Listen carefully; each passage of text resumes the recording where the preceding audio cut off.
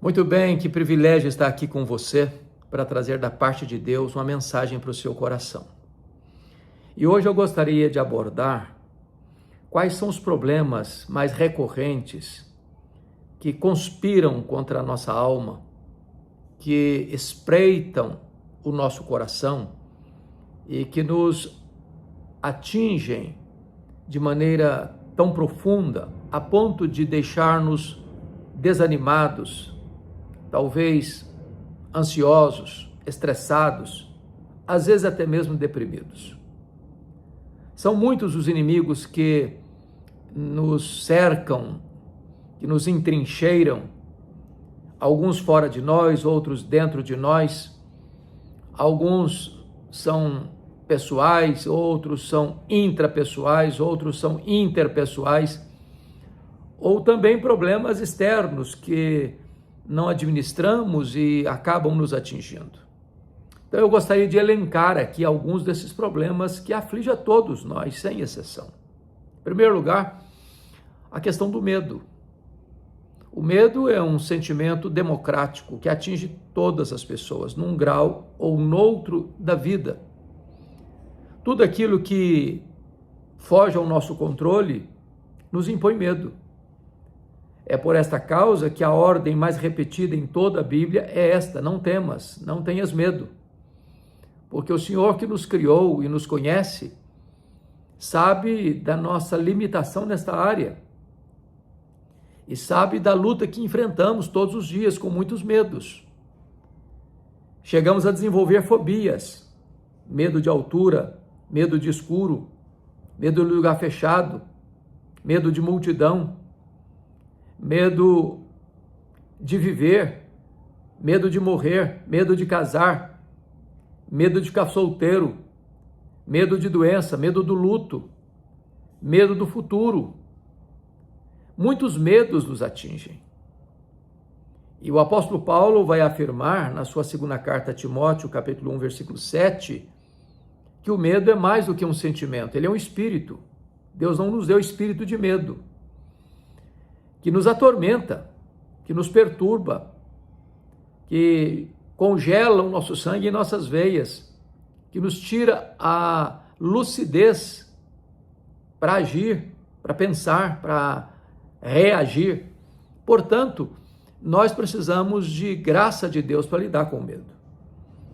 É claro que o grande antídoto para vencermos o medo não são músculos tonificados, não é a quantidade de dinheiro que você tem no banco, nem a posição política, econômica, social, militar ou eclesiástica que você ocupa.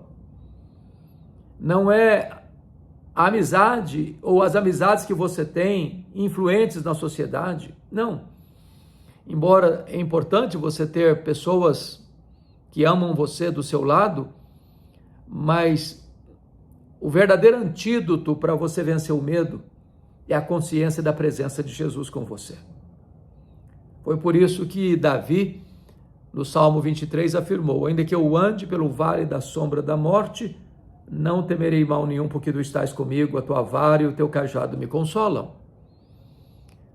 A ordem de Deus, repetidamente nas Escrituras de Gênesis e Apocalipse, é essa: não temas, não temas.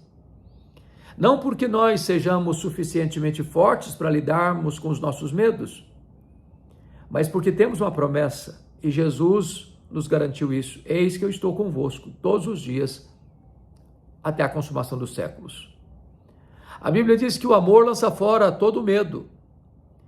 E se você teme a Deus, no sentido de reverenciá-lo, você não precisa ter medo de outros temores que rondam o seu coração. Um segundo problema que às vezes tenta nos capturar e nos atingir é a questão da ansiedade.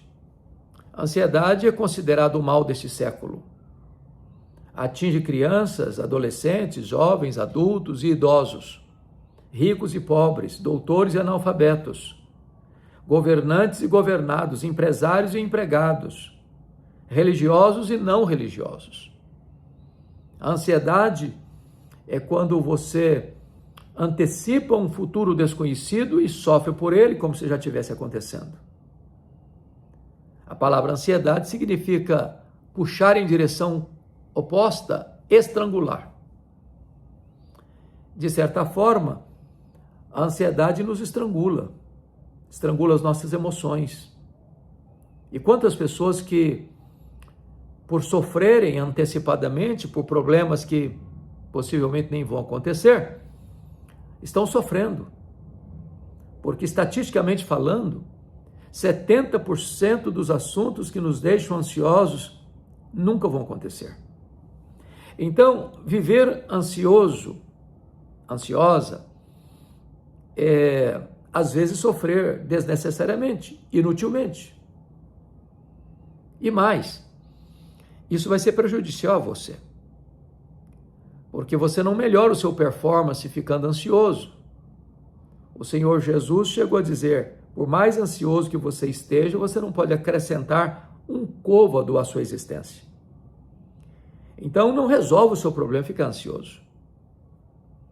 Na verdade, ele drena suas energias, ele suga você, ele seca você, a ansiedade estiola você.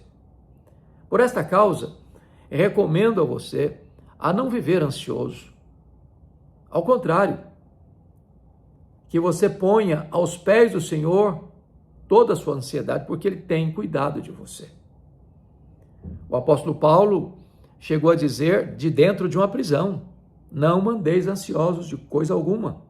Em tudo, porém, sejam conhecidas diante de Deus as vossas petições pela oração e pela súplica, com ações de graças, e a paz de Deus, que excede todo entendimento, guardará o vosso coração e a vossa mente em Cristo Jesus. Então, não há motivo para você ficar ansioso.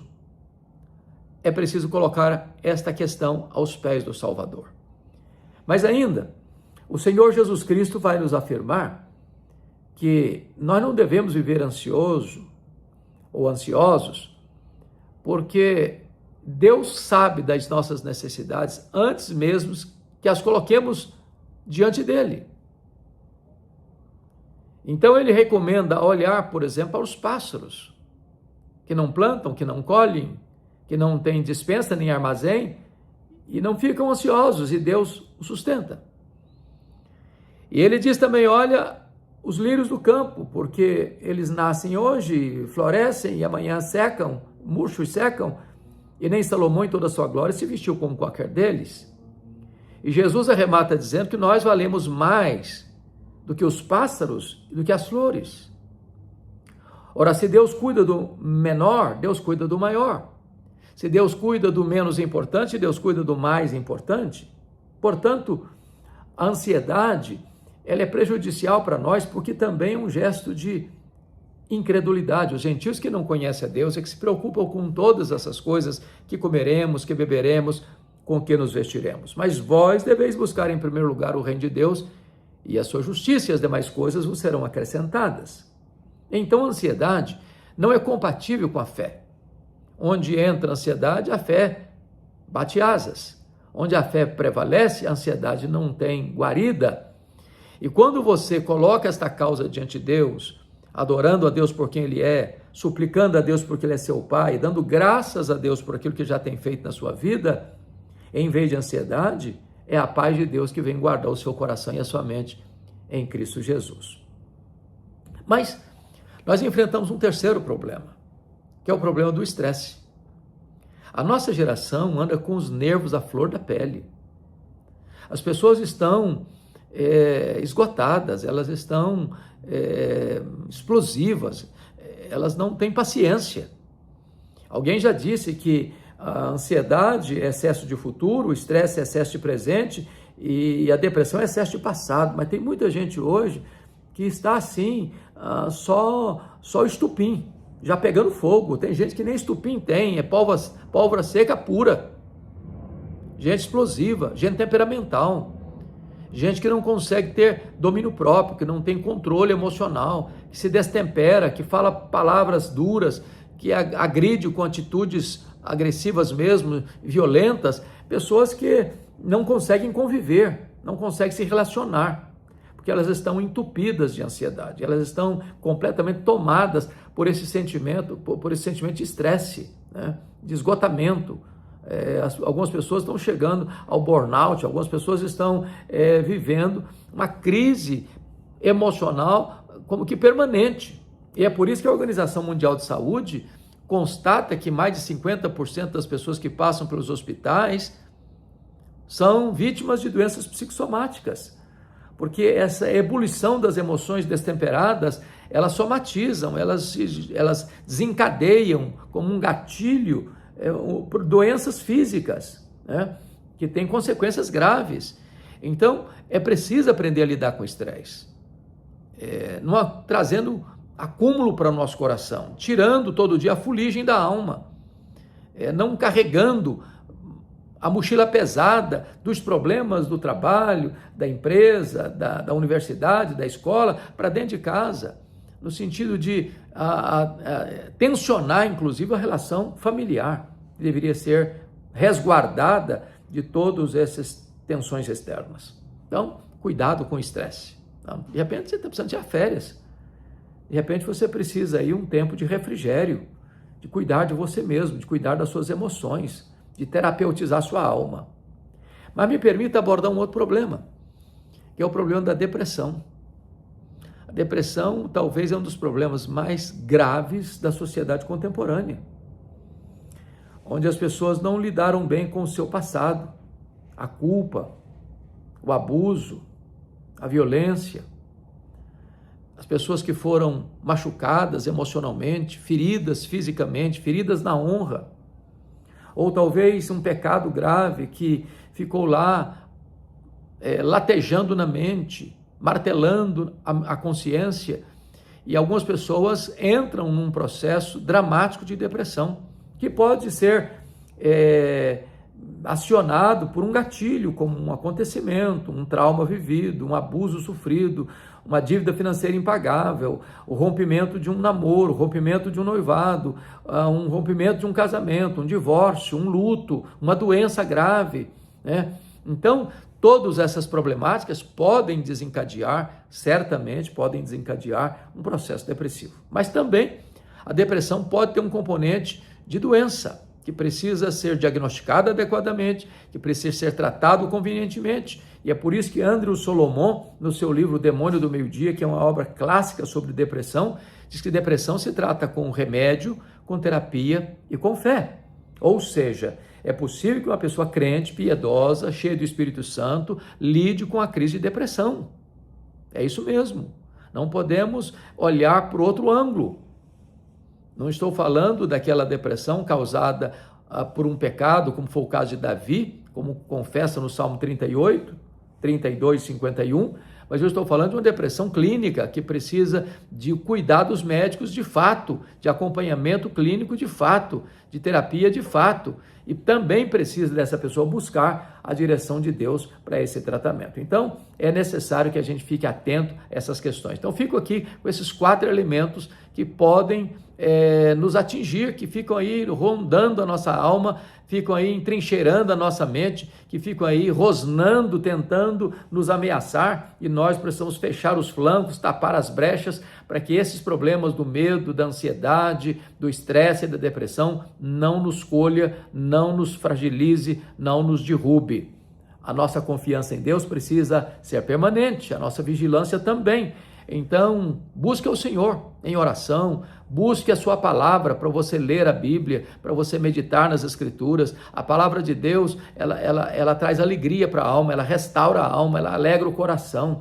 Então, é necessário que você se debruce sobre a palavra de Deus, que você se alimente das promessas de Deus, que você viva aquilo que Deus tem para você, as suas promessas ricas e gloriosas e benditas. Se você assim fizer, certamente você vai lidar melhor com essas tensões, com esses inimigos da alma, e assim você será plenamente vitorioso em Cristo Jesus. Deus abençoe sua vida, Deus abençoe seu coração, e eu espero que esta breve palavra, os inimigos da alma que rondam a nossa vida, sejam derrotados em nome de Jesus, e você possa ficar livre para ter uma vida plena, maiúscula, abundante, superlativa, e desfrutar da alegria e da segurança da vida eterna. Deus abençoe, portanto, a sua vida, e se este pequeno vídeo abençoou o seu coração, trouxe lenitivo e consolo para o seu coração, para a sua alma.